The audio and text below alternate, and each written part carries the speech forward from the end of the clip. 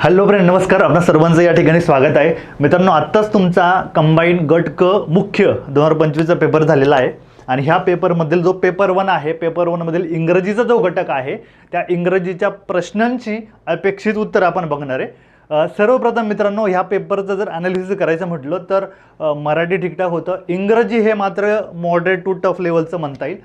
म्हणजे भरपूर लोकांना पेपर चांगला अभ्यास असणाऱ्या व्यक्तीला मॉडरेट गेला असेल, काहींना हा टफसुद्धा गेला असेल. बघा, पेपर 1 मधील जो इंग्रजीचा घटक आहे त्यामध्ये तुम्हाला 50 प्रश्न होते आणि बघा, आयोगानं यावर्षी रेकॉर्ड ब्रेक केलेला आहे. आणि बघा, एक गोष्ट नेहमी लक्षात ठेवा की आयोग दरवर्षी तुम्हाला एक काहीतरी नवीन फॅक्टर तुम्हाला पेपरमध्ये देणार आहे. म्हणजे नेक्स्ट लेवल आपण ज्याला म्हणतो ती तुम्हाला इथं बघायला मिळते. बघा, ह्या वर्षी 50 प्रश्नांपैकी आयोगानं सगळ्यात जास्त वेटेज दिलं व्होकॅब्युलरीला. बघा, 26 प्रश्न डायरेक्ट त्यांनी व्होकॅबला विचारले, 5 प्रश्न त्यांनी पॅराला विचारले, पॅराग्राफला, आणि राहिलेले 19 प्रश्न त्यांनी ग्रामरला विचारले. बघा, आता ह्या 26 प्रश्नांपैकी हे जे 5 प्रश्न आले पॅराग्राफला, त्यापैकी सुद्धा एक प्रश्न व्होकॅबचा होता. म्हणजे जर तुम्ही यामध्ये पकडलं याला तर टोटल 27 प्रश्न तुम्हाला डायरेक्ट व्होकॅबचे बघायला मिळतात. आणि व्होकॅबसुद्धा आयोगानं यावर्षी रेग्युलरली, म्हणजे तुम्ही एक धारणा होती आपल्याकडं की बघा PYQ करा आणि तुमचं सगळं व्होकॅब्युलरी कव्हर होईल, ही धारणा आयोगाने आज चुकीची ठरवलेली आहे. तुम्ही बघाल भरपूर सारे नवनवीन व्होकॅब्युलरी तुम्हाला बघायला मिळतात. आयोगानं इडियमचा जे प्रपोर्शन आहे ते कमी करून phrases, synonym, antonyms, one words यावरती भर दिलेला आहे. आणि व्होकॅबसुद्धा तुम्हाला त्यांनी मल्टीलायनरमध्ये दिलेले आहे. बघा, आपण जेव्हा प्रश्न बघणार आहे तेव्हा तुमचं सगळं लक्षातच येईल. आपण म्हणजे एकदम व्यवस्थित प्रश्नाचं उत्तर काय आहे हे बघणार आहे. ठीक आहे, त्यामुळे आपण सुरू करूया. आणि ही गोष्ट नेहमी लक्षात ठेवायची की आयोग तुम्हाला दरवर्षी एक नवीन ट्रेंड किंवा नवीन फॅक्टर आणण्याचा प्रयत्न करत असतं. यस, त्या हिशोबाने आपली तयारी नक्कीच चांगली ठेवायची. बघा, पहिला प्रश्न व्होकॅबचा आहे. Choose from the following option with the correct synonyms. बघा, सिनोनियमवरती त्यांनी प्रश्न विचारला आणि पूर्वी कसं की एक वाक्य दिलं जायचं, एक शब्द दिला जायचा, आता 4 वाक्य दिले त्यांचे. मग बघा, पहिला याचं उत्तर आहे ऑप्शन नंबर 3, म्हणजे ऑनली ए हे तुमचं उत्तर राहील. बघा, ऑनली ए. बघा, आपण व्होकॅबमध्ये शिकताना शिकलो होतो की दिसतो, डिसमलमध्ये दिसतो. कसा दिसतो रे? मेल्यासारखं दिसतो, म्हणजे फार दुःखी दिसतो असं म्हटलं होतं. मग डिसमल म्हणजे दुःखी दिसणं. आणि ग्लुमीमध्ये बघा, लू नावाचं वादळ पंजाब हरियाणाला पडत येतं, त्यामुळं भरपूर घरांचं नुकसान होतं, शेताचं नुकसान होतं, लोक दुःखी होतात. त्यामुळे हे आपण पाहिलं होतं. डिसमल हे याला सिनोनिम्स आहे ग्लुमी. बघा, नेव तुम्हाला सांगितलं, नेव म्हणजे नवीन आहे. म्हणजे काय? माणूस बघा, एखादा नवीन असल्यानंतर कंपनीमध्ये नवीन आहे, तो कसा राहतो? नवीन माणूस एकदम साधा राहतो. नेव म्हणजे सिम्पल, इनोसंट याचा अर्थ आहे. आणि याला समजणार ते आर्टलेस. आर्ट म्हणजे काहीतरी कला, लेस म्हणजे नाहीच, कलाच नाही, किंवा तो सिम्पल आहे, म्हणजे नेवला समजणार ते आहे सिम्पल. 1 नंबर तुमचं म्हणजे ऑप्शन नंबर 3 ऑनली हे तुमचं उत्तर राहील. बघा, choose from the following option with the correct antonyms. तुम्हाला विरुद्धार्थी शब्द त्यांनी विचारलेला आहे. याचं उत्तर आहे ऑप्शन नंबर 2 ऑनली ए. बघा, ह्युमिलिटी म्हणजे विनम्रता, पोलाइटनेस. याला विरुद्धार्थी शब्द ॲरोगन्स म्हणजे उद्धटपणा, हा पण आपण पाहिलेला आहे. बघा, मॉर्बिड, मोर म्हणजे मेल्यासारखं दिसतंय म्हणजे आजारी पडलेलं, नेहमी एकदम बसून असतंय, काही कामधंदा करत नाही. मॉर्बिड म्हणजे आजारी पडणं. याला आपण पाहिलं आहे विरुद्धार्थी शब्द हेल्दी. ठीक आहे, याला आपण अंडर द वेदर पाहिलेलं आहे, म्हणजे आजारी पडणं. आणि ग्रीन अराउंड गिल्स हा एक शब्द आपण पाहिलेला आहे. ठीक आहे, म्हणजे 2 नंबराचं उत्तर राहील. बघा, आयडेंटिफाय द करेक्ट सेंटेन्सेस. बघा मित्रांनो, हा प्रश्न सुद्धा व्होकॅब्युलरीचा आहे. बघा, these events led up to the establishment of the republic and these events culminated in the establishment of republic. बघा, याचं उत्तर आहे option number 3, both 1 and 3 are correct. बघा, लेड अप म्हणजे रिझल्टेड, म्हणजे एखाद्या गोष्टीचा परिणाम काय होतो? परिणाम झाला की त्यांनी एस्टॅब्लिशमेंट ऑफ रिपब्लिक केलंय, हा परिणाम झाला. आणि कल्मिनेट हा शब्द पाहिला, कल्मिनेट म्हणजे कळस, किंवा त्याचा रिझल्ट काय आहे याचा सुद्धा सेम अर्थ आहे. त्याचा रिझल्ट काय झाला? Establishment of Republic. म्हणून दोन्ही समान अर्थाचे आहे, दोन्ही ठिकाणी दोन्ही वाक्य बरोबर आहे. ठीक आहे, बघा पुढचा 54 नंबर प्रश्न. फाईन.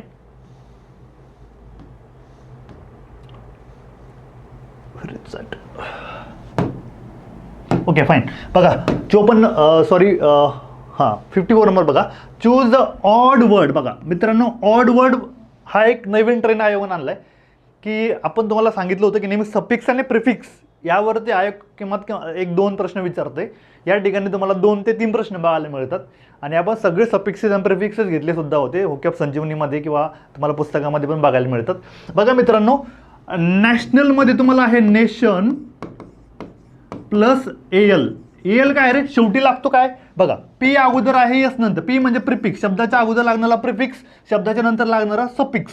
म्हणजे रूट वर्ड नंतर जो लागतो त्याला आपण काय म्हणतो, सफिक्स लागतो. म्हणजे एल या ठिकाणी काय सफिक्स आहे. बघा ओरिजिनलमध्ये ओरिजिन प्लस एल, एल हा सफिक्स आहे बरोबर. या ठिकाणी फोकल, बघा फोक प्लस अल हा तुमचा प्रिफिक्स आहे. बघा या ठिकाणी बघा ॲबडोमेनमध्ये ॲबडोमेन प्लस ईल, INEL. या ठिकाणी मित्रांनो तुम्ही जर पाहिलं तर INEL हा प्रिफिक्स लागतो. बघा INEL सगळ्या ठिकाणी AL लागतो, सॉरी इथं पण AL लागतो आणि इथं INEL लागतो. म्हणजे हा तुमचा ऑड वन आउट आहे, हा तुमचा ऑड वर्ड शब्द आहे, म्हणून 4 नंबर उत्तर. बघा चूज द मिसस्पेल्ड. बघा हा मिसस्पेल्ड सुद्धा आपण कव्हर केलेला आहे पुस्तकामध्ये किंवा तुम्हाला बघायला मिळेल. बघा ट्रँक्विलिटी म्हणजे शांतता असणं, एकदम सिरीन. रानामध्ये आपल्याला शांतता वाटते, आपण पाहिलं होतं. बघा ट्रँक्विलिटीमध्ये रान म्हणजे शांतता, हा वर्ड बरोबर आहे. सिमेट्री म्हणजे समानता. बघा SYMM तुम्हाला मी हा मुद्दामून सांगितलं होतं की MM लक्षात ठेवा. बघा ऑकेजनली OCCSS. हां बघा इथं ऑकेजनलीमध्ये OCC आहे मात्र SS नाही आहे, सिंगल एस पाहिजे आपल्याला. म्हणजे हा तुमचा मिसस्पेल्ड वर्ड आहे. प्रिव्हिलेज, प्रिव्हिलेज शब्द सुद्धा बरोबर आहे. ऑकेशनली हा तुमचा मिसस्पेल्ड आहे कारण या ठिकाणी SS घेतला आहे, तुम्हाला पाहिजे सिंगल एस. मित्रांनो हे सगळीची सगळी होकॅब म्हणजे इन्क्लुडिंग मिसस्पेल्ड वर्ड आपण कव्हर केलेले. ठीक आहे फाईन. पुढचं बघा, पहिला प्रश्न बघू. These are the example of dash dash sentence. बघा सिंपल सेंटेन्स, कंपाऊंड, कॉम्प्लेक्स 3 टाईपचे सेंटेन्स आहे. सिंपल सेंटेन्समध्ये एक कर्ता एक क्रियापद, कंपाऊंड कॉम्प्लेक्समध्ये 2 कर्ते 2 क्रियापद आणि त्याला कंजंक्शन कुठलं आहे, कोऑर्डिनेटिंग कंजंक्शन आहे की सबऑर्डिनेटिंग कंजंक्शन आहे, त्यावरून ते कॉम्प्लेक्स आहे की कंपाऊंड ठरतं. आता वाक्य वाचू आपण. बघा we do nothing in the wasteland. बघा we do nothing in the wasteland. Do म्हणजे बघा एक कर्ता आहे सब्जेक्ट आणि डू एक क्रियापद, एक सब्जेक्ट एक कर्ता, कुठलंही कंजंक्शन नाही. कुठलं वाक्य रे, हे आहे सिंपल सेंटेन्स. बघा द बॉगनव्हिला लुक्स नाईस. बघा द बॉगनव्हिला हे कर्ता झाला, लुक्स हे सब्जेक्ट झालं, एक कर्ता एक क्रियापद, सिंपल सेंटेन्स, कुठलाही कंजंक्शन नाही. She left. बघा she left all her money to an orphanage. She हा कर्ता आहे, लेफ्ट एक क्रियापद, एक कर्ता एक क्रियापद, simple sentence. All womens, all women हे कर्ता झाला, are all womens are simply the living sister during the elections. Are हे क्रियापद झालं, एक सब्जेक्ट एक क्रियापद, म्हणजे कुठलं वाक्य आहे, सिंपल सेंटेन्स. सोपं आहे नाही का, 2 नंबर उत्तर राहील. बघा त्यांनी विचारलं these are example of dash dash clause. क्लॉजमध्ये तुम्हाला सांगितलं होतं बघा subject plus object plus subject plus verb plus object. यामध्ये व्हर्बच्या अगोदर येणारं जे भलं मोठं सब्जेक्ट असतं ते नाऊन असतं आणि हे ऑब्जेक्ट असतं ते पण नाऊन असतं. म्हणजे क्रियापदानंतर भलं मोठं काहीतरी दॅट किंवा एखाद्या कंजंक्शन जोडलेलं असेल ते असतं तुमचं नाऊन क्लॉज. बघा आय बिलीव्ह दॅट. बघा हा सब्जेक्ट झाला, क्रियापद आणि क्रियापदानंतर भलं मोठं. बघा I believe that only the selfless people can do justice to the human being. तुम्हाला काय सांगितलं रे, सब्जेक्ट असतो, सब्जेक्ट आहे, वर्ब आहे, वर्ब नंतर येणारं भलं मोठं जे ऑब्जेक्ट आहे, ऑब्जेक्ट काय म्हणून काम करतं रे, नाऊन क्लॉजचं काम करतं. म्हणजे हा जो आहे तुमचा काय नाऊन क्लॉज आहे. बघा दे डिक्लेअर्ड, दे सब्जेक्ट झाला, वर्ब झालं, दे डिक्लेअर काय डिक्लेअर केलं त्यांनी, कायचं उत्तर असतं object. They declare that henceforth there will be no election in the oligarchic India. म्हणजे वर्ब नंतर येणारं हे झालं तुमचं ऑब्जेक्ट. ऑब्जेक्ट म्हणजे या ठिकाणी ते तुमचं झालं नाऊन क्लॉज. बघा द पोलीस सेड, पोलीस म्हणाली, काय म्हणाली, कायचं उत्तर असतं ऑब्जेक्ट. हे पुढचं जे आहे तुमचं आहे ऑब्जेक्ट आहे. ऑब्जेक्ट हे नेहमी नाऊन असतं, या ठिकाणी नाऊन क्लॉजचं काम करतं. बघा what he said is true. बघा इथं हे ऑब्जेक्ट झालं, हे झालं तुमचं क्रियापद आणि क्रियापदाच्या अगोदर काय असतं रे, सब्जेक्ट असतं. बघा व्हॉट ही सेड या ठिकाणी सब्जेक्ट म्हणून काम करत आहे, सब्जेक्ट म्हणजे नाऊन आहे, म्हणजे हे झालं तुमचं नाऊन क्लॉज. ठीक आहे ना, फार सिंपल आहे. येस बघा हे 2 नंबर तुमचं उत्तर राहील. नेक्स्ट बघा 58 नंबर प्रश्न बघा. फाईन. नाऊन फ्रेज बघा, जसं की नाऊन क्लॉज असतो, क्लॉजमध्ये कंजंक्शन तुम्हाला बघायला मिळतं, सब्जेक्ट आणि ऑब्जेक्ट दोन्ही सब्जेक्ट आणि व्हर्ब दोन्ही बघायला मिळतं. पण फ्रेजमध्ये phrase is a group of words, त्याच्यामध्ये क्रियापद नाही आहे, ते फक्त एक शब्दांचा समूह आहे. बरोबर. बघा, a noun phrase is a group of words, बरोबर आहे, with dash dash as is head. मुख्य प्रमुख टोळीचा मुखार्थम कोण आहे रे नाऊन फ्रेजमध्ये? नाऊन किंवा प्रोनाऊन राहील ना रे. बरोबर, समजतंय का तुम्हाला? ॲडजेक्टिव्ह फ्रेजमध्ये कोण राहील? ॲडजेक्टिव्ह राहील. समजलं का? ॲडवर्ब फ्रेजमध्ये ॲडवर्ब राहील. तसं इथे त्यांनी नाऊन फ्रेजबद्दल विचारतंय. नाऊन फ्रेजमध्ये मग मुख्य शब्द कोण, मुख्य हेड कोण राहील? टोळी प्रमुख राहील, नाऊन किंवा प्रोनाऊन. समजतं का? म्हणजे 4 नंबर तुमचं उत्तर बरोबर आहे. बघा, फार इंटरेस्टिंग प्रश्न आहे 59 नंबरचा. बघा मित्रांनो, म्हणजे येस, डायरेक्ट इनडायरेक्ट वरती प्रश्न आहे. Umesh said to his father, I need more money. बघा, तुम्ही जर सिम्पली पालनसुरी सरांचं एक पहिलं जर पुस्तक बघितलं असेल, किंवा हे बेसिक एकदम ग्रामरचं, की त्याच्यामध्ये त्यांनी सांगितलं की हा जो अगोदरचा भाग असतो त्याला आपण रिपोर्टिंग क्लॉज म्हणतो. काय म्हणतो रे? जो अगोदरचा भाग असतो आपण त्याला रिपोर्टिंग क्लॉज म्हणतो. म्हणजे Umesh said to his father हे झालं तुमचं रिपोर्टिंग क्लॉज, आणि हे जे व्हर्ब असतं सेड टू हे झालं तुमचं रिपोर्टिंग वर्ब. आणि हे डबल इन्व्हर्टेड कॉमामध्ये जे असतं की काय म्हटलं नेमकी, काय म्हणलं Ramesh? Umesh said to his father, I need more money. पप्पा मला जास्त पैसे पाहिजे असं तो म्हणतो. म्हणजे काय म्हणाला? डबल इन्व्हर्टेड कॉमामध्ये जे कंटेक्स्ट असतो तो असतो तुमचा रिपोर्टेड स्पीच. काय रिपोर्टेड केलं त्यांनी? म्हणजे हे झालं आय नीड मोर मनी, हे झालं तुमचं रिपोर्टेड स्पीच. ऑप्शन नंबर 4 तुमचं उत्तर राहील. समजलं का? येस. बघा 60 number. To add similar additional information which of the following linking words is use. बघा, काहीतरी आपण ॲड करतोय. तुम्हाला मी एक बिसाईड आणि बिसाईड शब्द शिकवला होता, आठवलं तुम्हाला? बिसाईड म्हणजे शेजारी बसलाय तो, आणि हा बिसाईडला फक्त यस लावला अतिरिक्त. हा बिसाईड म्हणजे शेजारी असणं, हा बिसाईड्स म्हणजे इन ॲडिशन अजून काहीतरी. तुम्हाला एक्झाम्पल पण सांगितलं होतं. बघा, म्हणजे त्यांनी काय विचारलं की नॉट. बघा या ठिकाणी बघा तुम्हाला अँड म्हणजे आणखी जोडण्याचं काम करतोय, फर्दर मोर म्हणजे जोडण्याचं काम करतोय, इन ॲडिशन किंवा बिसाइड्स म्हणजे काहीतरी जोडणं. पण ते काय म्हणतात की नॉट असं कुठला शब्द आहे की जे ॲड करण्यासाठी वापरत नाही. हे एक बघा, and, further more, in addition हे ॲड करण्यासाठी वापरतात. जनरली म्हणजे सर्वसामान्यपणे हे कुठं वापरत नाही. म्हणजे ऑप्शन नंबर 3 तुमचं करेक्ट उत्तर आहे. बघा 61 नंबर. आत्ताच म्हणजे टेलिग्रामला पण जेव्हा प्रायव्हेट टेलिग्रामला सेशन झालं तेव्हा मी ऑट टू सांगितलं होतं तुम्हाला. बघा, जेव्हा तुम्ही मॉडेल ऑक्झिलरीचा स्टडी करता तेव्हा ऑट टू हा आयोगाचा फेवरेट टॉपिक आहे. ऑट टू म्हणजे काहीतरी मोरल ऑब्लिगेशन, नैतिक कर्तव्य आहे तुमचं, असं त्याचा अर्थ असतो. बघा, we ought to inculcate patriotic feeling in the youth, म्हणजे तरुणामध्ये देशभक्तीची भावना रुजवणं किंवा बिंबवणं हे आपलं कर्तव्य आहे. ऑट टू म्हणजे काय? ऑट टू म्हणजे मोरल ऑब्लिगेशन. म्हणजे 2 नंबर आपलं करेक्ट उत्तर. बघा, आता फार इंटरेस्टिंग प्रश्न आहे बरं का, म्हणजे हा ग्रामरचा प्रश्न आहे. बघा, पहिले तर ॲक्शन आणि लिंकिंग वर्ड. काय ॲक्शन म्हणजे काय? कृती करतो. कोण करतो रे? माणूस करणार ना. आता हे जे पेन्सिल आहे, पेन आहे, ही ॲक्शन करेल का रे? नाही करणार आहे. म्हणजे निर्जीव वस्तूबद्दल भलं काही पण असेल ना ते असतं लिंकिंग वर्ड्स. पण मी पाणी पितोय, मी चहा पितोय, मी काहीतरी ॲक्शन करतो ना, मग ते काय राहील? ते असतं मित्रांनो तुमचं ॲक्शन वर्ब. बघा, identify the categories of the verb underline in the following sentences. बघा, याचं उत्तर आहे पहिलं तर 1 नंबर.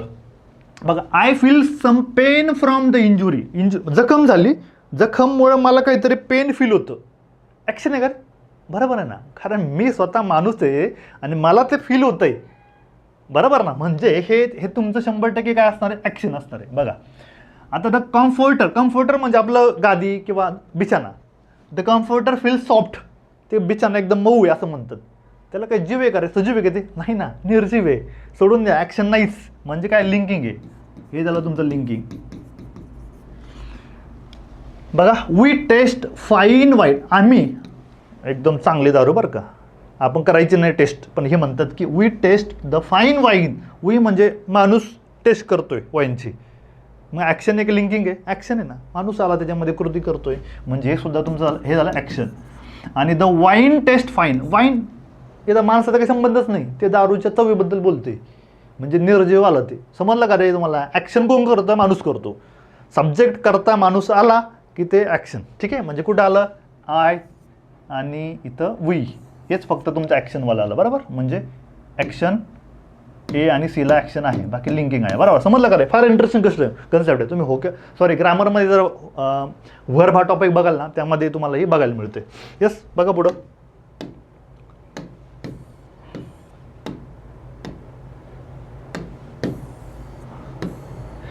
Yes, fine. मित्रांनो, म्हणजे हे जे सेशन आहे ना, हे फक्त उत्तरासाठी बघू नका. तुम्ही उत्तरं बघतच असणार, परंतु ते समजून पण घ्या, कारण काय आहे ना की पुढच्या एक्झामला पण तुम्हाला ते मदत करणार आहे. समजलं का? येस, बघा. Okay, fine. बघा काय विचारलं त्यांनी? हा एक जबरदस्त टॉपिक आहे. बघा, in the sentence fear above the subject nouns public and committee obey the principle of the which concord. Concord म्हणजे ॲग्रीमेंट. बघा, generally grammatical concord, national concord, proximity concord, subject plus complement concord असे असतात. बघा, इथं the public are वापरलं. Public are tired of the demonstrations, the committee have considered your request. आता बघा, public आणि कमिटी हे काय रे? कलेक्टिव्ह नाऊन आहे. कलेक्टिव्ह नाऊन म्हणजे एक बंच म्हणून आपण वापरतो तो. बरोबर. आता बघा, ग्रामॅटिकल कॉन्कॉर्ड म्हणजे काय शब्द आहे? ग्रामॅटिकल, व्याकरण, म्हणजे व्याकरणाचे नियम ते फॉलो करतं. म्हणजे बघा, सब्जेक्ट जर सिंग्युलर असेल तर सिंग्युलर क्रियापद घ्यायचं, सब्जेक्ट जर प्लुरल असेल तर प्लुरल क्रियापद घ्यायचं. एवढं सिंपल आहे ते. बरोबर. आता बघा, यांनी काय केलं? आता द पब्लिक याचे दोन अर्थ होतात.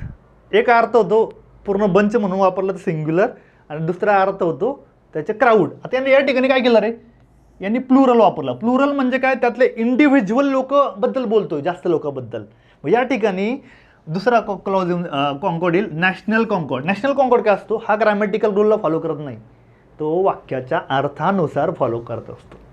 ग्रामॅटिकल कॉन्कॉर्डमध्ये ग्रामरच्या रूलनुसार फॉलो होतं, नॅशनल कॉन्कॉर्डमध्ये अर्थानुसार फॉलो. अर्थ बघा ना, आता कमिटी, पब्लिक या ठिकाणी एक संच म्हणून वापरतोय का आपण? नाही ना. हॅव आर प्लुरल वापरलंय म्हणजे कमिटीच्या लोकांबद्दल बोलतोय, अर्थानुसार या ठिकाणी क्रियापद घेतलं, म्हणून आपलं आहे नॅशनल कॉन्कॉर्ड. समजलं का रे? म्हणजे बी नंबर. आणि प्रॉक्झिमिटी कॉन्कॉर्ड म्हणजे काय? की जवळच्या कर्त्यानुसार घेणं. समजलं का? जवळचं करता. आता जवळचं करता म्हणजे कसं? की तुम्हाला एक एक्झाम्पल देऊन टाकतो इथं. बघा, either the teacher or the students. बघा, एक एक्झाम्पल देऊन टाकतो याचं, प्रॉक्झिमिटीचं. संबंध नाही पण तरी देऊन टाकतो. Either the teacher or the students dash dash courageous.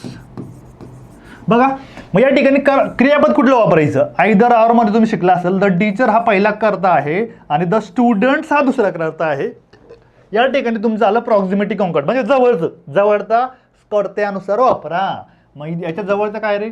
Either or मध्ये आपण ऑर नंतरचा कर्ता बघतो. द स्टुडंट्स प्लुरल आहे, त्यानुसार या ठिकाणी आपण या ठिकाणी हॅज वापरणार की हॅव वापरणार? या ठिकाणी एकतर हॅज वापरू जर पास्ट परफेक्टमध्ये असेल, किंवा प्रेझेंटमध्ये वापरायचं असेल तर तुम्हाला आर वापरायला लागत, इज नाही येणार नाही द स्टुडंट्सचं. हे झालं तुमचं प्रॉक्झिमिटी कॉन्कॉर्ड.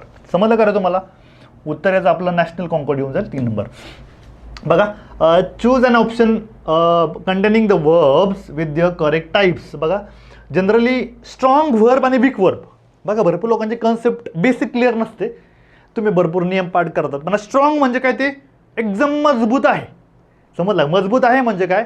की स्ट्रॉंग. बघा, तुम्हाला सांगून सांगतो, स्ट्रॉंग व्हर्बमध्ये त्याचा जो ओवेल आहे म्हणजे स्वर आहे, क्रियापदाचा V1 V2 मध्ये स्वर चेंज होत असतो. समजलं का? बघा, जसं की इथं सीटचं सॅट, ओवेल तुमचा बदलला म्हणजे हा आहे तुमचा स्ट्रॉंग वर्ब. किंवा दुसरा ऐका, ड्रिंकचं झालं तुमचं ड्रँक. हे काय झालं तुमचं? ड्रिंकचं ड्रँक म्हणजे तुमचा स्वर बदललेला आहे, म्हणजे ओवेल बदललेला आहे. या ठिकाणी हे झालं तुमचं स्ट्रॉंग, मजबूत आहे. मजबूत म्हणजे वीक नाही येणार, इथं स्ट्रॉंग पाहिजे. समजलं का तुम्हाला? म्हणजे हे पहिलं तर चुकलं आपलं. आता दुसरा आला वीक वर्ब. वीक म्हणजे काय रे? वीक म्हणजे ते असं त्याचा ओवेल चेंज होतच नाही. आणि दुसरी गोष्ट, त्याला ईडी किंवा शेवटी टी लागतो म्हणजे पास्ट टेन्ससाठी. एवढं सिंपल आहे. बघा, आता फीलचं फेल्ड झालं, बघा यांनी काय केलं, टी लावला म्हणजे पास्ट टेन्स केला म्हणजे वीक वर्ब झाला, बरोबर. फ्लीचं फ्लीट नाही ना, फ्लेड पाहिजे, फ्लेड म्हणजे उडाला, बघा फ्लीचं फ्लेड केलं म्हणजे ईडी लागला म्हणजे काय, वीक पाहिजे, इथं वीक, इथं स्ट्रॉंग झालं यांच्याकडून, इथं वीक पाहिजे, ठीक आहे, वीक करा. आणि पोस्टचं पोस्टेड, ईडी लावला म्हणजे काय, आपण तुम्हाला सांगितलं याच्यामध्ये पोस्टेड ओवेल बदललेलं नाही आहे, फक्त याला ईडी पास्ट टेन्समध्ये केलेलं आहे म्हणजे हा वीक आहे. समजलं का रे. स्ट्रॉंग वर्बमध्ये जसं की सीटचं सॅट, ड्रिंकचं ड्रँक म्हणजे काय, प्रोनाऊन्सिएशन ओवेल बदलतो. वीक वर्बमध्ये प्रोनाऊन्सिएशन बदलत नाही, ओवेल बदलत नाही, फक्त आपण त्याला ईडी लावतो. समजलं का. येस, म्हणजे बोथ बी आणि डी, बरोबर, बी आणि डी आपले बरोबर आहे. समजलं का. फाईन. किधर गया है. यस.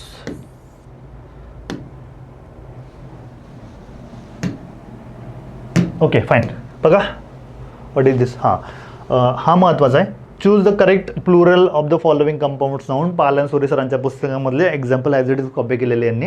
बघा कंपाऊंड नाऊन जेव्हा तुम्ही शिकता त्याचं प्लुरल बनवताना, कंपाऊंड म्हणजे काय, दोनपेक्षा जास्त शब्द एकत्र आलेले असतात आणि त्याचं प्लुरल करताना जो रूट वर्ड किंवा जो मुख्य शब्द असतो, प्रिन्सिपल शब्द असतो, त्याला आपण यस लावतो. समजलं का तुम्हाला. यस. आता बघा पासर बाईजमध्ये मुख्य शब्द काय, पासर जाणारे, याला यस लागायला पाहिजे, याने लावलं कुठं, याला लावला, चुकला. कमांडर इन चिफ्स याच्यामध्ये मुख्य शब्द काय, मुख्य कमांडरबद्दल बोलतो ना आपण, हा मुख्य. मग कमांडरला यस लावायला पाहिजे, याला चिप्सला लावलं, हे चुकलं तुमचं, इथं कमांडरला लावायला पाहिजे. समजलं का. येस, हा ऑप्शन पण चुकला. बघा ब्रदर इन लॉ याच्यामध्ये मुख्य शब्द काय, ब्रदर हा मुख्य शब्द आहे, यांनी ब्रदरला यस लावला, बरोबर आहे, हे बरोबर आहे. सन इन लॉमध्ये सन हे मुख्य शब्द आहे, याला यस लावला, बरोबर. म्हणजे सी आणि डी किधर गया, यसला गोल, हे उत्तर करून घ्या. सी आणि डी हे तुमचं करेक्ट उत्तर राहील. समजलं का.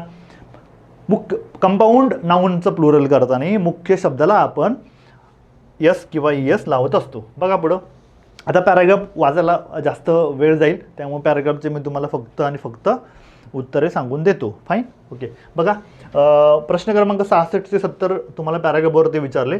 हा जो पहिला प्रश्न आहे, choose the correct people who have plenty of money, याचं उत्तर राहील तुमचं ऑप्शन नंबर 3, ए आणि ई. बघा ए आणि ई. येस, तुम्ही पॅराग्राफ वाचाल तर लक्षात येईल. Which of the following best capture the central analogy of the passage. Option number 2 म्हणजे ऑनली सी हे तुमचं करेक्ट उत्तर आहे. 68 नंबर बघा हा तुमचा होकॅपचा प्रश्न आहे, त्यांनी पॅराग्राफमध्ये विचारला. बघा ब्रायबरी म्हणजे काय, लाच देणं म्हणजे giving money to get unlawful favour. समजलं का. त्याच्यानंतर सॅक्रिफाईस म्हणतो आपण त्याग करणं म्हणजे काय, thing given up to the cause. असे प्रत्येक तुम्ही बघितलं तुमच्या लक्षात येऊन जाईल की हा पॅराग्राफ न वाचता सुद्धा प्रश्न आपला सुटून जातो होकॅपच्या बेसिसवरती. 1 नंबर याचं उत्तर आहे. समजलं का रे. म्हणून होकॅप करणं लय गरजेचं आहे. आता तर होकॅप डायरेक्ट 27 प्रश्नावरती केलं आणि त्यात होकॅपची डिफिकल्टी लेवल आयोगाने वाढवली. Yes, fine. बघा 69 नंबरचं 4 नंबर ऑनली बी आणि डी हे तुमचं उत्तर राहील. 70 नंबर बघा according to the writer, C आणि डी हे तुमचं उत्तर राहील, सी आणि डी. यस. 71 नंबर बघा. हां, पॅराग्राफ संपला, आता प्रश्न सुरू झाला इथं. यस. यस बघा. Okay. Wien but and for connects the clauses they are preceded bye. जेव्हा बट आणि फॉर, आता पहिली गोष्ट बट अँड फॉर कुठला कोऑर्डिनेटिंग कंजंक्शन आहे, प्राधान्यत्व सूचक कंजंक्शन आहे. यापासून बनलेलं वाक्य हे असतं कंपाऊंड सेंटेन्स, हे तुम्ही पाहिलं असेल. आणि याच्यानंतर तुम्ही नेहमी पाहाल की हा जो कॉमा आहे तो कॉमा आपण त्या ठिकाणी, yes just 1 minute. Yes, comma वापरतो आपण. उत्तर तुम्हाला एक एक्झाम्पल सांगतो बघा. He worked hard but he failed. बघा, ही वर्कड हार्ड, मग आता इथे आपण काय करतो, कॉमा देतो, कॉमा बट ही फेल्ड. बघा हे तुम्हाला पुढच्या एक्झाम्पल मग उपयोगी येईल बरं का रे. म्हणजे जनरली इथं या ठिकाणी आपण बट आणि फॉरच्या अगोदर कॉमा वापरत असतो. समजलं का, विषय संपला. बघा थ्रू अँड थ्रू आपण बघितलं बघा, तो थ्रू म्हणजे मधून गेला, पूर्णपणे पास झाला पाहू, चांगला बिचारा. थ्रू अँड थ्रू म्हणजे एंटायरली किंवा कम्प्लिटली. ही ओकॅब आपण ॲज इट इज घेतलेली बरं का. ठीक आहे. बघा टू बी हार्ड अप ही ओकॅबलरी पण आपण घेतलेली. To be hard up, hard म्हणजे कठीण टाईम चालला त्याचा, कठीण म्हणजे एवढा कठीण टाईम चालू आहे की बाबा जेवायला पण 2 वेळेचं स्वयंपाक बनवलं पण पैसे नाही. हार्ड टाईम, हार्ड टाईम म्हणजे काय, त्याच्याकडे पैसेच नाही बिचाराकडे.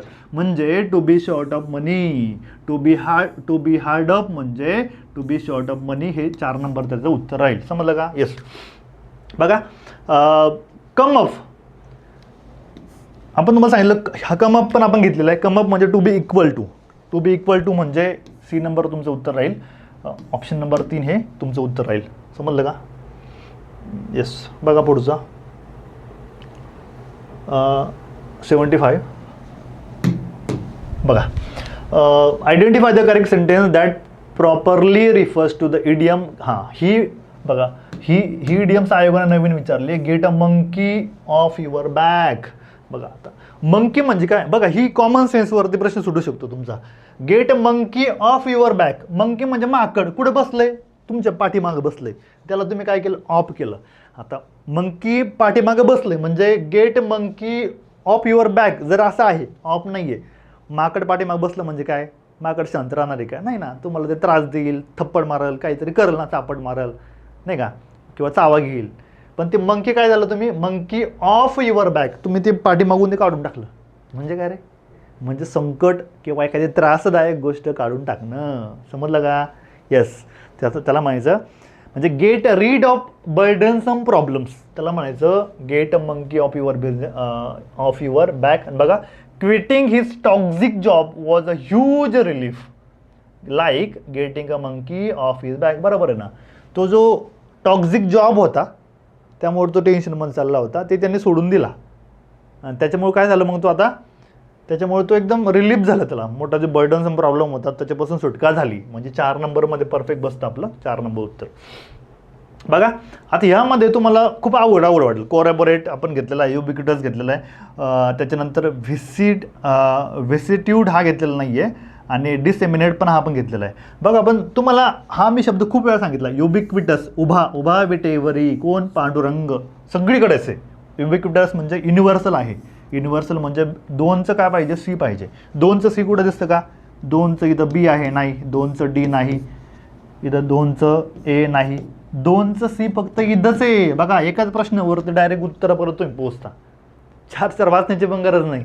म्हणजे मी खूप वेळा सांगितलं होतं की युबिक्विटस, ऑमनीप्रेझेंट किंवा युनिव्हर्सल याचा अर्थ होतो की सगळीकडे असणारा. ऑमनीप्रेझेंटमध्ये पण आपण हा शब्द पाहिलेला आहे. ठीक आहे. त्यामुळे लक्षात ठेवा. पुढच्या परीक्षा म्हणजे फेवरेट प्रश्न आहे आयोगाचा. बघा पुढं, give one word substitute to the statement the action of looking back on the past time. बघा रूट वर्ड, मी खूप वेळा बोलतो की रूट वर्ड्सवरती काम करणं गरजेचं आहे, आणि आपण होक्याप संजीवनीमध्ये पण रूट वर्ड्सवरती काम केलेलं आहे. बघा पाठीमागच्या पास्ट टाईम म्हणजे भूतकाळामधल्या काही गोष्टी पाहत जाणं, त्याला काय म्हणायचं बघा. रिकॅपिच्युलेशन म्हणजे गोषवारा कुठल्याही गोष्टीचा. बघा रिट्रोस्पेक्शन, बघा रिट्रो म्हणजे बॅक, हा रूट वर्ड आपण घेतलेला बघा. तुम्हाला होक्याप संजीवनी पुस्तकामध्ये पण मिळेल आणि त्या लेक्चरमध्ये पण मिळेल. रिट्रो म्हणजे बॅक किंवा पास्ट हे आपण सांगितलेलं होतं. आणि रिट्रोस्पेक्शन म्हणजे इन्स्पेक्शन म्हणजे तपासणी करणं, पाठीमागं जाऊन काय चुकलं बाबा माझं. रिट्रोस्पेक्शन म्हणजे त्यांनी तेच विचारलं, the action of looking back on the past time, त्याला आपण रिट्रोस्पेक्शन म्हणतो. 2 नंबर म्हणजे ऑनली बी हे तुमचं उत्तर आहे. इंट्रोस्पेक्शन म्हणजे स्वतःचं आत्मपरीक्षण करणं. समजलं का. मेमोरायझेशन म्हणजे आठवणं किंवा पाठांतर करणं. ठीक आहे. 78 बघा, point out the base in the word. बघा पॉईंट आउट द बेस म्हणजे काय माहिती का, बेस म्हणजे त्यांना माहिती की रूट वर्ड शोधा. बघा रूट वर्डवरती किती प्रश्न त्यांनी फोकस केला. रूट वर्ड्स कुठला शब्द त्यांनी विचारला, अनफ्रेंडलीनेस. बघा बरं का, आता तुम्हाला सांगितलं होतं की रूट वर्ड्समध्ये असतो आणि शब्दाच्या अगोदर काय असतो, प्रिफिक्स असतो, आणि शब्दाच्या नंतर असतो यस म्हणजे सफिक्स असतो. बघा आता अनफ्रेंडलीनेस, फ्रेंडच्या अगोदर काय लावला, लावलं. अन हा काय रे, पी म्हणजे प्रिफिक्स. अनफ्रेंडली LY आणि पुढं पुन्हा NESS. LY आणि NESS हे सुद्धा शब्दानंतर म्हणजे सफिक्स आहे. समजलं का रे. मग रूट वर्ड काय, फ्रेंड. बघा फ्रेंडच लागतो ना. बघा फ्रेंडली किंवा फ्रेंडलीनेस किंवा अनफ्रेंडलीनेस म्हणजे हा रूट वर्ड आहे, यापासूनच सगळं बनतं. ठीक आहे, बघा 19 number, choose the correct phrase for the word call at. बघा तुम्हाला सांगितलं की तो कॉल करतो. काय कॉल करतो? ॲट म्हणजे 8 वाजता मी तुझ्या, तो म्हणतो की बरं 8 वाजता मी तुझ्या घरी येऊ राहिलं बरं का, ऑफिसला चाललो होतो. ही फ्रेझल वर्ड सुद्धा आपण घेतलेली आहे. कॉल ॲट म्हणजे टू विजिट समबडीज हाऊस और ऑफिस, जाता जाता एखाद्याच्या घरी भेट देणं, त्याला आपण कॉल ॲट म्हणायचं. समजलं का? बघा चूज द प्रॉपर सफिक्स. बघा सफिक्सचा तिसरा प्रश्न त्यांनी विचारला. Her child dash dash enthusiasm was contagious lifting everyone's mind. बघा आपण होमोफोन्समध्ये 2 शब्द पाहिले होते, कुठले माहिती का? चाइल्ड, हवं तर तुम्ही चेक करा बरं का रे, नोट्स काढा किंवा पुस्तक बघा, चेक करा. चाइल्ड लाईक आणि चाइल्डिश, सॉरी चाइल्ड लाईक आणि चाइल्डिश. बघा आपण म्हणतो तू चाइल्डिश आहे, चाइल्डिश सारखं वागू नको. चाइल्डिश म्हणजे मूर्ख सारखं, चाइल्डिश म्हणजे मूर्ख, आणि चाइल्ड लाईक म्हणजे लहान मुलासारखं. कसा असतो चाइल्ड लाईक? म्हणजे इनोसेंट. हे आपण पाहिलेलं आहे. म्हणजे चाइल्ड लाईक हा पॉझिटिव्ह शब्द आहे, चाइल्डिश हा निगेटिव्ह शब्द आहे. बघा ते काय म्हणतात, हर चाइल्ड, तिच्या मुलामुळं her child dash dash child, her child like enthusiasm. Enthusiasm म्हणजे उत्साह वाढला. बघा सगळ्यांचा मूड बदलला, उत्साहाबद्दल बोलतो म्हणजे पॉझिटिव्ह शब्द आहे. या ठिकाणी चाइल्ड लाईक वापरावा लागेल तुम्हाला, आणि हा घेतलं बरं का. बघा 83 number, choose the correct option that replaces the phrase agree with. Agree with म्हणजे सहमत होणं एखाद्या व्यक्तीबरोबर, किंवा म्हणजे I agree with your terms. तुझ्या ज्या टर्म्स आहे, अटी आहे, मी ती ॲग्री करतो. ॲग्री करतो म्हणजे काय? ॲक्सेप्ट करतो मी. सोपं आहे. ठीक आहे, आता बघा point out the correct statements. सगळे स्टेटमेंट्स करेक्ट आहे. बघा a person who writes plays, playwright, नाटक लिहिणारा त्याला प्ले राईट म्हणतो. Asylum is a place where mentally ill and mad person are kept. बरोबर आहे, अझायलम पण शब्द आपण पाहिलेला आहे. Hermit, hermit is a person who lives in the nature after discarding society for some religious reason. Hermit म्हणजे एकदम संन्यासी, वैरागी, जंगलात राहतो. A place where birds and animals are protected and encourage to breed is called sanctuary. Sanctuary पण आपण पाहिलेलं आहे. म्हणजे सगळे करेक्ट आहे. All of this are correct. समजतंय का रे? येस. बघा पुढं. Yes fine. बघा आता पुन्हा आयोगच बघा, पॅटर्न बघा, पॅटर्न आयोगाने चेंज केलेला असतो की सिनोनिम अँटोनिमवरती भर देताना दिसतंय आणि भरपूर शब्द दिले तुम्हाला एकाच ठिकाणी. याचं उत्तर आहे ऑनली ए. आयोगाने काय विचारलं? सिनोनिमच विचारलं. बघा स्टराईल किंवा बॅरन आपण शब्द पाहिलेले बरं का. स्टरिलिटी किंवा स्टराईल मदल म्हणतात बघा, की जिला कुठलाही मूलबाळ होत नाही त्याला आपण स्टराईल महिला म्हणतात ती लोक. बॅरन म्हणजे नापीक, त्यातून काही पिकत नाही, पडीत जमीन. व्हल्गर म्हणजे अश्लील, कोर्स म्हणजे एकदम गावठी किंवा अश्लील बोलतोय. म्हणजे हे सगळे तुमचे काय समानार्थी शब्द आहेत. समजतं का रे? एक नंबर. स्टॅटिक म्हणजे सामने, मूविंग म्हणजे फिरणं, हे विरुद्धार्थी शब्द झालं. त्याच्यानं वाईल्ड म्हणजे रायंटी, टेम म्हणजे हा विरुद्धार्थी शब्द झाला. आणि शाय म्हणजे लाजाळू. म्हणजे करेक्ट उत्तर तुमचं येईल एक नंबर. ठीक आहे, 1 नंबर. हे सगळे आपण घेतलेले आहे, काय विषय नाही. बघा to show the white feather. लहान मुलं तुम्हाला सांगितलं व्हाईट फिदर शिकवली की तो एकदम पांढरेसारखे नाही का, बुद्धासारखा ड्रेस घालून वरती त्या तुम्हाला चित्रामध्ये दाखवलं होतं की पंख बिंक दिसतोय, पांढरा पंख. म्हणजे काय, त्याला घाबरतात बुद्धासारखे म्हणून नाही का. व्हाईट फिदर म्हणजे किती काय, टू ॲक्ट लाईक कोवाड. कोवाडमध्ये आपण काऊ बघितलं. काऊ म्हणजे काय, काठी गेली गेली घाबरतं नाही का. कोवाड म्हणजे घाबरणं. बी नंबर उत्तर राहील तुमचं. फाईन. बघा पुढचं 87 number. The whole family is in the soup nowadays. Trace the meaning of the underline idioms. बघा इन द सूप आपण पाहिलं, अल्फाबेट इन द सूप पण पाहिलेलं आहे आपण, आणि इन द सूप पण पाहिलेलं आहे. तुम्ही चेक करा हवं तर. समजलं का? सूपमध्ये काहीतरी पडलं, मोठं भांडं आहे त्याच्यामध्ये सूप बनवताय आणि एखादा व्यक्ती लहान मुलं पडलं म्हणजे काय रे, अडचणीची परिस्थिती निर्माण होईल. म्हणजे इन अ सूप म्हणजे in difficulties or in trouble. ठीक आहे, बी नंबर तुमचं उत्तर राहील. Trace the exact meaning of the idioms. To have, हा नवीन आहे. टू म्हणजे मगाचा तो एक नवीन आणि हा एक नवीन. To have kangaroos in the top. To have kangaroos in the top paddock. Kangaroos in the top paddocks म्हणजे इसेंट्रिक. सॉरी, इसेंट्रिक म्हणजे इसेंट्रिक हा शब्द पण पाहिला आहे. इसेंट्रिक म्हणजे खूप वेगळं वागणं किंवा क्रेझी वागणं म्हणजे मूर्खपणासारखं. म्हणजे A number to be mad, mad म्हणजे मूर्ख, इसेंट्रिक और क्रेझी. ठीक आहे, ए नंबर ओनली आहे. फायनली थोडे प्रश्न आपले राहिले आता. Okay fine. Okay fine. Choose the sentences where the phrase give out. बघा give over or give out दोन्ही आपण पाहिलेलं आहे. गिव्ह ओव्हर किंवा गिव्ह आउट. गिव्ह आउट म्हणजे काय, सोडून देणं. गिव्ह ओव्हर म्हणजे सुद्धा सोडून देणं. बघा आता त्याचा अर्थ बघा. Give over Chris, you are hurting me. अरे सोडून देते, तुम्हाला हर्ट करतोय. बरोबर आहे ना. गिव्ह ओव्हर म्हणजे सोडून दे, मला मारणं सोडून दे. म्हणजे या ठिकाणी गिव्ह ओव्हर म्हणजे सोडून देणं किंवा बंद करणं. The flower will give over a beautiful colour in the garden. काय संबंध नाही. Give over the complaining. बरं, गिव्ह ओव्हर द कंप्लेनिंग म्हणजे कंप्लेनिंग करणं सोडून द्या असं ते म्हणतायत. बरोबर आहे, सोडून देणं. She will give over the party tonight. Give over म्हणजे पार्टी द्यायची म्हणतात. गिव्ह ओव्हर म्हणजे सोडून देणं, हे चुकीचं आहे. ठीक आहे, म्हणजे ए आणि सी या ठिकाणी मात्र करेक्ट आहे. Give over. बघा identify the sentences where the phrase in the heat of the moment is properly use. बघा एक minute.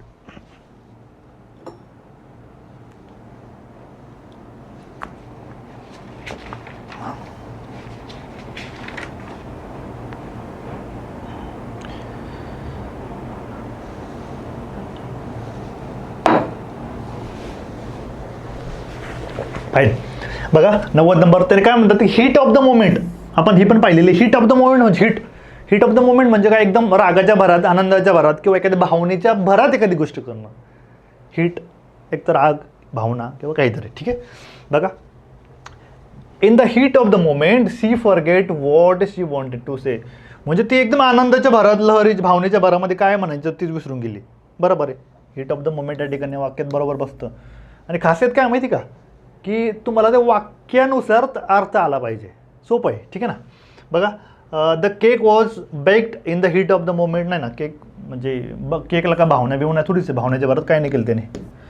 The company is the company is launching a new product in the heat of the moment. Company launch करते ना, ते company का भावनेच्या भरात थोडी करणार आहे, काय संबंध नाही. He propose to her in the heat of the moment and she is still smiling about it. तिने तिला प्रपोज केलं कसं, हीट ऑफ द मोमेंट, भावनेच्या भरामध्ये प्रपोज केलं. बरोबर आहे ना, साहजिक आहे. ए आणि डी. ठीक आहे. 3 नंबर. 91 नंबर बघा. Turn the following sentence into indirect speech. Okay fine. He said to me I don't believe. बघा सेड, पहिलं तर आपण काय करतो, सेड टूचा सेड टू मी किंवा सेड टू किंवा टोल करतो. इथं टोल काय केलेलं नाही, त्यामुळे सेम आहे. ठीक आहे. ओके. कंजंक्शन दॅट वापरतो आपण. इथं दॅट वापरला आहे, इथं दॅट वापरला, इथं दॅट वापरला, इथं दॅट वापरला. बरं, ही सेड टू मी काय म्हणाला, ही सेड टू मी. आईचं होईल ही, कारण मला म्हणलं ना, कोण म्हणला, तो म्हणाला. त्याने डायरेक्टमध्ये सांगितलं. तू काय म्हणाला की आय डोंट बिलीव्ह यू, मी तुझ्यावर विश्वास ठेवत नाही. मग तो आय हे त्याच्यासाठी वापरलं आहे. त्याला आपण इनडायरेक्ट अप्रत्यक्षपणे सांगण्यासाठी आयचं आपण ही करतो. मग ही येईल इथं, ही बरोबर आहे. आणि इथं टोल्ड आहे. He said to me I don't believe in past टेन्समध्ये असतं. आपण डोंटचं काय करतो, डिडंट करतो. He didn't believe. हां, इथं इंटरेस्टिंग आहे. टू इथं मी येईल, यू येईल की ही मी. बघा ही सेड टू मी. मी म्हणजे तो मला म्हणलाय, त्यामुळं तुला यू येईल का रे, यू येणार नाही, हिम पण येणार नाही, यू पण येणार नाही. इथं मी येईल, मी, कारण तो मलाच म्हणलाय, मलासाठी मी येईल, मी. त्यामुळे हा मी शब्द महत्त्वाचा होता. ठीक आहे. यस. बघा ओके फाईन. 92.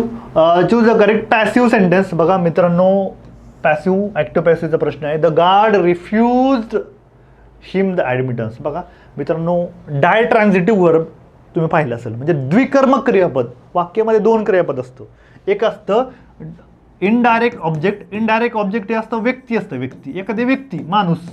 आणि इनडायरेक्ट दुसरं असतं डायरेक्ट ऑब्जेक्ट. ती असते म्हटलं एखादी वस्तू किंवा एखादी गोष्ट.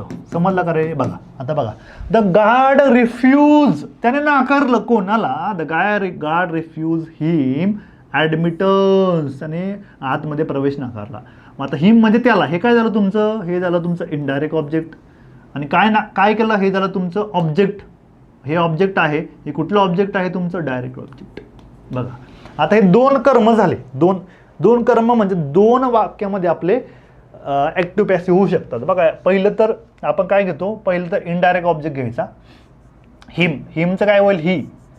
बघा प्रश्नाचं का टेन्स बघायचा. टेन्स कुठला रे, रिफ्यूज आहे. पास्ट टेन्समध्ये वॉजवर वापरायचं डोळे झाकून. वॉजवर कुठं दिसतं आपल्याला, इथं तर वॉजवर नाही आहे, इथं आहे, इथं आहे, इथं नाही आहे. दोन वाक्य तर कटले, म्हणजे दोन्हीपैकी उत्तर आहे.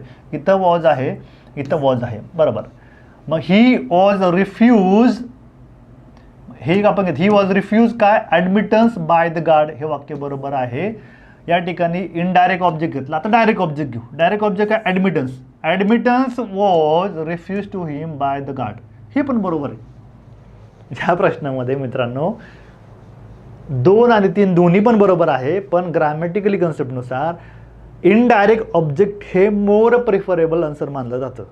म्हणजे माझ्याकडून तरी सध्याला हे 3 नंबर उत्तर की ज्याच्यामध्ये ही हा इनडायरेक्ट ऑब्जेक्ट त्यांनी घेतलेला आहे, हे उत्तर आयोगाने द्यायला पाहिजे.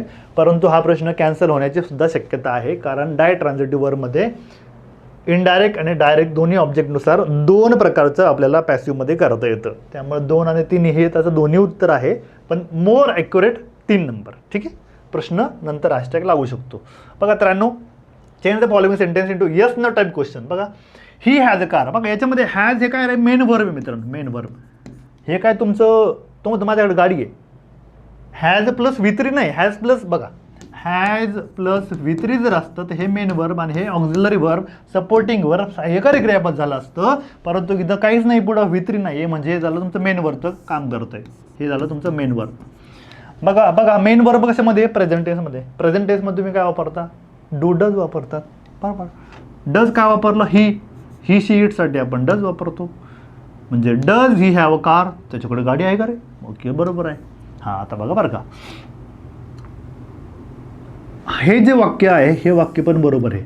Has he got a car, हे मित्रांनो ब्रिटिश ग्रामरमध्ये हे वाक्य बरोबर आहे.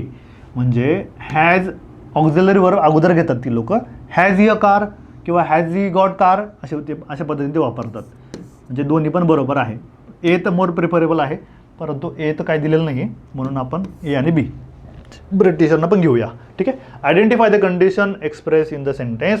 If the police had arrived earlier the robbery might have been prevented. बघा तुम्हाला कंडिशनचे टाईप 0, टाईप 1, टाईप 2, टाईप 3 आणि टाईप 3 मध्ये मी तुम्हाला प्रायव्हेट ग्रुपवरती पण सांगितलं होतं की टाईप 3 मध्ये पहिल्या वाक्यामध्ये हॅड प्लस V3 येतं आणि दुसऱ्या वाक्यामध्ये वुल्ड किंवा माइट हॅव प्लस V3 आणि याला तुम्ही टाईम पडलो होतो की इम्पॉसिबल. बघा टाईप 0 मध्ये universal truth, scientific fact. Type 1 मध्ये प्रोबेबल, लाईकली, इकडं सिम्पल प्रेझेंट टेन्स, इकडं विल पाहिजे.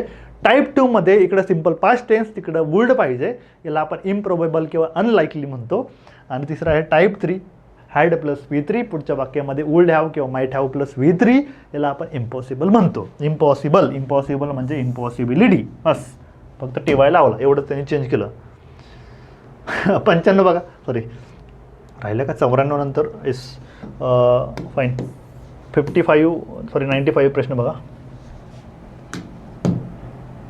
Okay, choose the correct option, change the wise. बघा माय अंकल गेव मी वाईज, याच्यामध्ये पण 2 वाक्य बनतात. हे सुद्धा द्विकर्म क्रियापद आहे. माय अंकल गेव, कोणाला दिलं, मला, मी हे काय झालं तुमचं इनडायरेक्ट ऑब्जेक्ट झालं. काय दिलं, अ पेन, हे झालं तुमचं डायरेक्ट ऑब्जेक्ट. दोन्हीनुसार होतं. पहिलं इनडायरेक्ट घेऊ, मीचं होईल आय. मग आय कुठं दिसतं, बघा इथं आय दिसतं, मग इथं आय दिसतं, बरोबर. गेव काय रे, पास्ट टेन्समध्ये आपण वॉजवर वापरतो. वॉजवर बघा कुठं दिसतं, आय वॉज, बरोबर. आय एम नाही पाहिजे, आय वॉज. मग नंतर V3 करतो, I was given a pen by, मग पुढचा करता शेवटी घेतो, बाय माय अंकल. मग आय घेतलं, मीच आय, इनडायरेक्ट ऑब्जेक्ट. आता डायरेक्ट ऑब्जेक्ट घेऊ, अ पेन घेऊ. बघा a pen was given to me by my uncle. दोन्ही वाक्य बरोबर आहे. म्हणजे ए आणि बी, एकदा डायरेक्ट एकदा इनडायरेक्ट. बघा 96, choose from the following sentence with the correct subject, actual and verb agreement. बघा सब्जेक्ट वर्ब ॲग्रीमेंटचा प्रश्न सोपा आहे, तुम्हाला दाखवून देऊ शकतो. आत्ताच पालनसुरी पुस्तकामधलं हे आहे, ॲज इट इज, काही नाही बरं का. बघा द कॉस्ट, तुम्हाला सांगितलं होतं कॉस्ट म्हणजे किमतीबद्दल बोलतोय. ऑफ नंतर हे प्लुरल येतं, मान्य आहे, परंतु द कॉस्ट हे किमतीबद्दल बोलतो. द कॉस्ट हे सिंग्युलर आहे, सिंग्युलर वापरलं बरोबर आहे. The cost of all, the कॉस्टसाठी हॅव वापरलं प्लुरल चुकलं.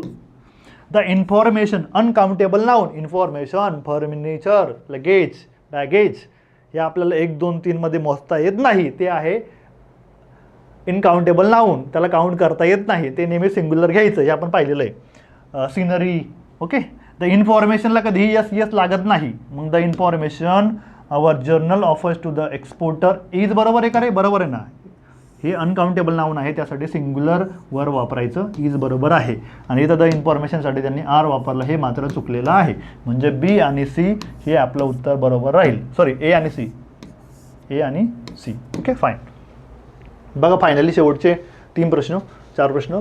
Which of the following sentences are in the imperative. बघा फार सोपं आहे. इम्परेटिव्ह म्हणजे आज्ञार्थी, आज्ञा दिली. इम्परेटिव्हमध्ये क्रियापदानं वाक्याची सुरुवात होती. बघा क्रियापदानं ड्राईव्ह स्लोली, इथं V1 आहे. इथं तर काय हे साधं विधानार्थी वाक्य आहे. विधानार्थी वाक्य का इंडिकेटिव्ह मूड असतं, हे तुमचं इंडिकेटिव्ह आहे. God bless, God B with you, काही इच्छा दिली, आशीर्वाद दिलं, हे असं सब्जेक्टिव्ह मूड. सब्जेक्टिव्ह मूड हे तुम्ही बघितलं असेल. वॉक पास्ट, वॉक म्हणजे क्रियापदानं सुरुवात झालेली आहे, क्रियापदानं सुरुवात झाली इथं आणि इथं, हे तुमचं झालं इम्परेटिव्ह, ए आणि डी. ओके. 98 बघा, फिल इन द ब्लँक्स. बघा बाय व्हर्च्यू ऑफ म्हणजे ही फ्रेझल वर्ब आहे, बिकॉज ऑफ, त्यामुळं, because of, by virtue of हे डायरेक्ट फ्रेझल वर्ब आहे. मग by virtue of, by virtue of the power vested in me, power vested in असतं नेहमी, म्हणजे 2 नंबर उत्तर राहील. 99 बघा, choose the correct alternative to complete the sentence. He dash dash here for the last. बघा for दिसलं, for किंवा since दिसलं, तुम्हाला सांगतोच आता, ठीक आहे. फॉर किंवा सिन्स दिसलं की प्रेझेंट परफेक्ट टेन्स असतं. प्रेझेंट परफेक्ट टेन्स म्हणजे has been, present perfect tense किंवा प्रेझेंट परफेक्ट कंटिन्युअस टेन्स असतं. He has been working here for the last 5 years किंवा he has worked here for last 5 years असं पण आहे. इथं असं पण येऊ शकतं, हॅज वर्कड म्हणजे हॅज प्लस V3 पण येतं प्रेझेंट परफेक्ट टेन्स, आणि प्रेझेंट परफेक्ट टेन्स कंटिन्यूस पण येतं, बरोबर का? येस. आणि आता बघा फॉर हे असतं पिरियड ऑफ टाईम आणि सिन्स हे पॉईंट ऑफ टाईम असतं. म्हणजे फॉर म्हणजे किती वर्ष, 2 वर्ष, 4 वर्ष, 5 वर्ष, 1 आठवडा, 2 आठवडा, हे फॉर. सिन्स म्हणजे कधीपासून सुरुवात झालं, सिन्स 1929. ठीक आहे, ग्रामरमध्ये फार इंटरेस्टिंग कन्सेप्ट आहे. आणि आता शेवटचा प्रश्न आपण बघतोय 100. यस. बघा which are the correct sentences to talk about the things that happen repeatedly in the past. बघा ग्रामरचा कन्सेप्ट आहे, एखादी गोष्ट पास्टमध्ये रिपीटेडली घडतं, यासाठी तुम्ही मॉडल ऑक्झिलरीमध्ये पाहिलं असेल.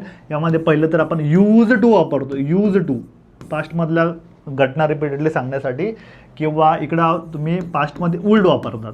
ठीक आहे. बघा we would lend him money when he was unemployed. जेव्हा तो बेरोजगार होता आम्ही त्याला पैसे द्यायचो, बरोबर आहे.